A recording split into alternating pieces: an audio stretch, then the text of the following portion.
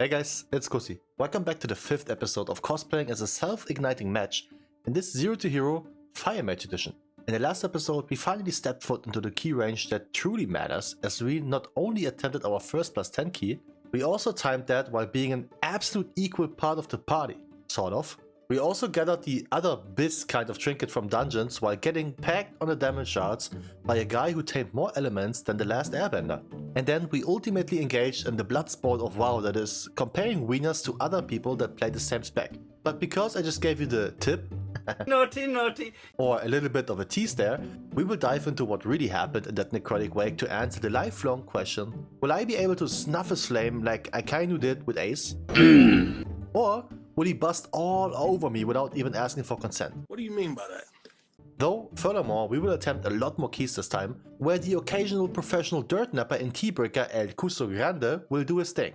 Though one thing I can say for certain, we are prepping the fattest vault of this series, and you better bend over backwards in disgust, cause the luck of this character is absolutely going nowhere. Oh, no way, they're gonna be so mad! So if that sounds like an episode you wanna open your eyes wide, because you will miss it if you blink, then make sure to hit the like button while also subscribe, because even though it's a new year, our goals remain the same. Hashtag road to 10k. And also hit me with all the New Year's resolutions you had for 2025, but already gave up on. I really wanted to stop dirt napping for no reason keys, but that ended quicker than my mom's hope for my success as an adult.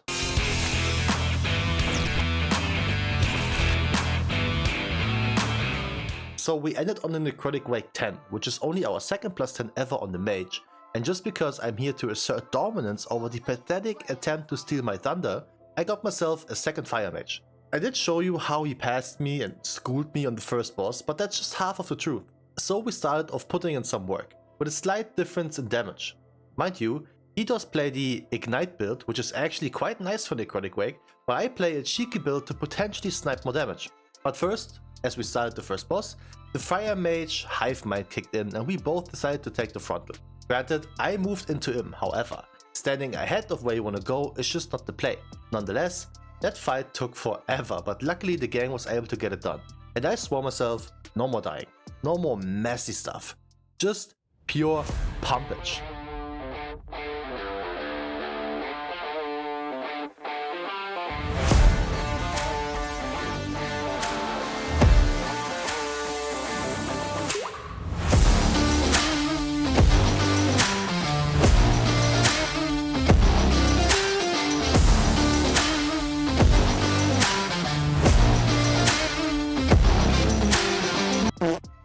Well, +10 Necrotic Wake in the bank, beat the mage, though I really wanted more than that.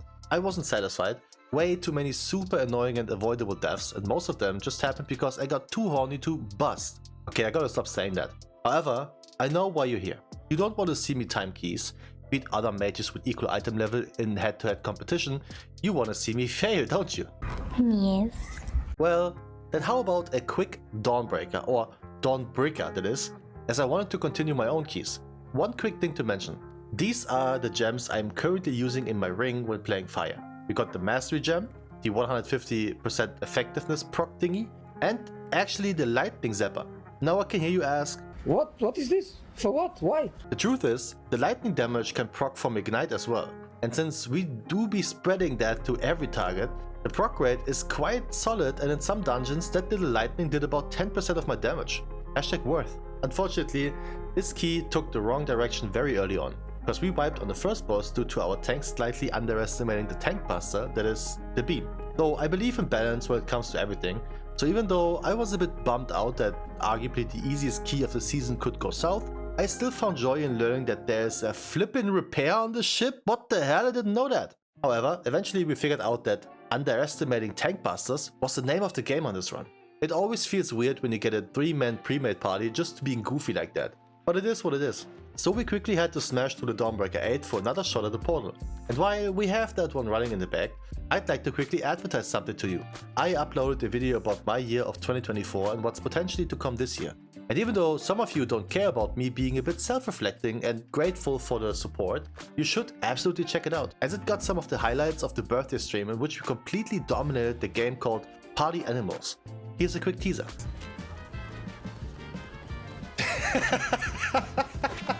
This looks so good.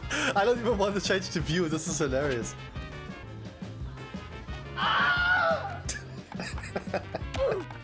Falcon punch! Oh, dude, I whipped his ass, bro. Yes, he's done. He's done. He's done. He's cooked. Schöne. Der kommt an! Mach ihn! Mach ihn! Er macht ihn! My name is Jeff. So yeah, check it out after the video. Needless to say, easy peasy 2 chests, and we don't talk about the frost witch being on top. So this now brings us to the key that I was very happy to receive, because this one never failed before, unless I was the cause of it. Grim Batol is up for grasps, and this one is a jackpot to a certain degree. Yes, it's not the easiest dungeon and the trash hurts like hell, but there's a good chance that you get pretty solid pre-med parties in here, as some are still in need of the trinkets while also aiming to stack the vaults with the +10. And even though my party was doing great, I had a very quick and painful realization. Oh, I'm playing a different build, I'm playing raid build. I was in fact in a more single target focused raid build that technically does work for dungeons too, it just alters the gameplay a little bit. Now it's about only spamming Pyroblast at all time. The biggest issue is me missing my utility to help dealing with the current affix. Ascension does drop 10 balls that need to be CC'd in any kind of form, which means lacking both Supernova and Blast Wave is no bueno. Though it's fine until anybody figures out— oh no, he knows. Now, the smart thing to do would have been to play the Drakes, walk out, and quickly respec. But you're not subscribed to this channel because you want to see smart plays, now are you? No. So, in an honest review, just leaving the dungeon wasn't even on my mind. Instead, I believed. And believing in it went quite well, until I got asked to port out and come back. Never failed before, unless I was the cause of it. With all this shittery, we still ended up with 7 minutes on the final boss, which is where I realized another flaw of mine regarding the group design. You see, I legit only chose a druid for the sole purpose of CR, so we have at least one, unless the druid dies. Now, I did prep and bought some of the CR cables everyone can use. So, because I changed spec, I didn't have them in my interface anymore, and so I got lost in the annoyingly crowded space of this boss room. Unlucky. So, Dawnbreaker again, +8, even 3 chests this time, which came in very handy. Siege of Boralus, +11. Because I did this on 10 already, I wanted to step up for the highest gift this series so far. This time, right talents, no wonky stuff. Prepare and try to relax your anus, because this will potentially be a bumpy one. Now, 2 things you need to know before we get into this. The enhancer is geared big, 628 or something along those lines, and yes, I totally invited 2 priests in order to have a PI for myself. Even though, a side note, I think my PI disappeared after I agreed to give it to the tank, as he was asking for it due to damage-hungry selfish purposes. But that's okay. The first boss can make my pull either incredibly annoying or very pleasant. All depends on the very first chase. If he chases me, I'm cooked. If he chases somebody else, I'm in a good mood. The reason for that is that it takes some time to spawn the bombs. So after the first pull in, I just stand behind a bomb instantly to ensure I don't have to walk anywhere. Works quite well, I'd say. Usually the first one is also a make or break for parties, so I'm happy we got through this as clean as we did. Now eventually we did have our first death, and would you believe when I tell you it wasn't me? No. Appreciate the trust, man. Furthermore, we did have some minor hiccups when it comes to the death counter, but luckily always when it didn't matter as much, and when the respawn was close. So brace yourself, cause Hadal had to experience the absolute joy of taking all my busting. I have to stop saying that, as I had the very perfect setup for this. Sun King's Blessing combust, into actual combust, into lust, into potion. I am ready!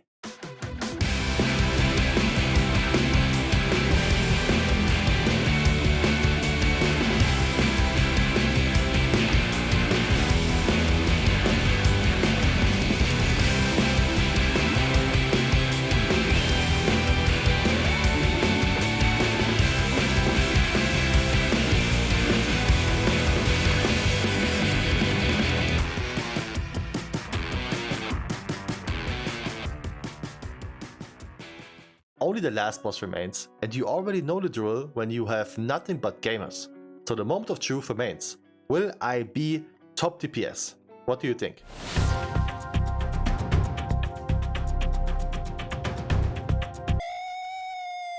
Yeah, baby. What a fitting ending to this week. Beating an enhancer, which does mad damage these days, on a key level we haven't done during the series into a stacked vault with 2 Myth Tracks items waiting for us. Now for context, last week we did pull the hero sack out of the vault since we didn't have any myth slots. So without any further ado, bruh, I don't know what to say, man. This was, on so many levels, a very weird decision to make. Hear me out. I simmed this a lot for multiple reasons, and I had sims where both of these trinkets came up on top. It took me legit hours of thinking to ensure I won't make a mistake here. Fatter of fact, wait, what? I opened this on Wednesday and I only picked the item on Friday for the next stream. So eventually, as we say in German, Eier, wir brauchen Eier! So I picked the egg solely because I felt it would haunt my soul even more if I won't do it. With that new and improved ballsack hanging around my neck as a token of nothing but luck, we stepped up to a more difficult dungeon when it comes to pugging. Stonevault it is, and so far my runs didn't go as well here. Now, what was funny was that our healer just kept instantly dispelling the debuff on the tank while not using it as a damage mitigation. I had people calling me a condom for even less, but apparently a blood decay just runs with it. Granted, it's probably better for the tank to know right away you won't have the debuff dealt with proper, so you can rotate your own cooldowns to live it with the full trust issues active. Though you best believe I was in all kind of doubts about our healer not dealing with that mechanic, considering the role of a healer is insanely big in this dungeon, but hope remains as we take on the edgelord Stoneboy without any issues. However, yeah, let's talk about it. Since I'm the only range kick with a cooldown short enough to deal with the little one after his jump, I kept my counterspell for only that scenario. We do have 2 melee that can both pretty much kick every other cast by themselves. So no worries, until there was worry. Druid got cooked, I stood too close apparently? Okay. On the second attempt, the priest and I were competing about the play of the game, but for misplays. He getting rolled over by the big fireball surely is a worthy contender. However, me not dispelling myself from the affix, which caused the boss to heal for 10% HP, is arguably equally as stupid. Speaking of, let me tell you about this new affix for the War Within, and this week in particular. Devour is a version of Salathat's Bargain that will put some kind of shield onto every party member.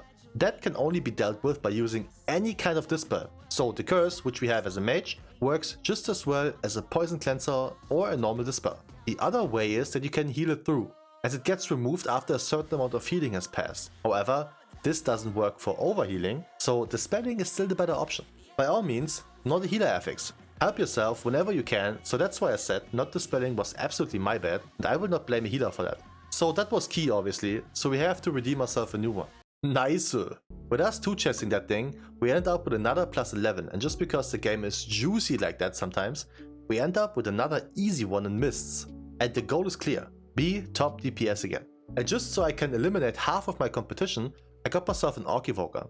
So call me crazy, but what the hell is that Orc damage? Insane breakfast for a little lizard, man. This was easily one of the smoother runs I had in Mists for a hot minute, until we encountered some shenanigans from Moistcaller. Our tank dropped dead to the cast he was supposed to kick, and he was our only CR. Psych! God bless the rest cable, man. With that, we eventually killed the final boss, even with 2 people dead, well within the time limit, and so we had plenty of time for the rest of percentage. I didn't beat the survival, even though that brother was dead on like 2 out of 3 boss fights. Big satch. But now we are also on exactly 2400 score. And ain't that something? So in a good change of pace, we entered a dungeon that I do not like at all in the pack scenario. City of Threats. Don't get me wrong. Besides the weird RP stuff between boss 1 and 2, this is a very enjoyable dungeon at itself. You got decent pulls, you need to pay attention, and you got nasty bosses that, however, on a weird way, are not as bad as they are all very scripted and predictable. And yes, I totally just say this as a DPS player, because on a healer, I was molding, dude. However, one thing needs to be addressed first. I invited this 3-man stack into the key, which I got called out for. Keep that in mind. So, turns out, even as a DPS, you can have a bad time here. Which I take part of the blame.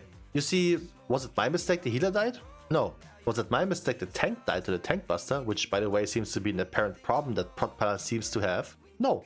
Could I have dispelled myself, so the boss most likely would have died by then? Yeah, probably. After all, the boss got about 20% in HP back from us not playing the affix proper, which is not really something you want. However, I did take this with a certain sportsmanship. Oh, this is going to be a boost. It's me, Jeff. We did kill on a second attempt, but the timer being so far advanced obviously means this is far gone. However, we didn't back down from the challenge and took this as a learning experience instead.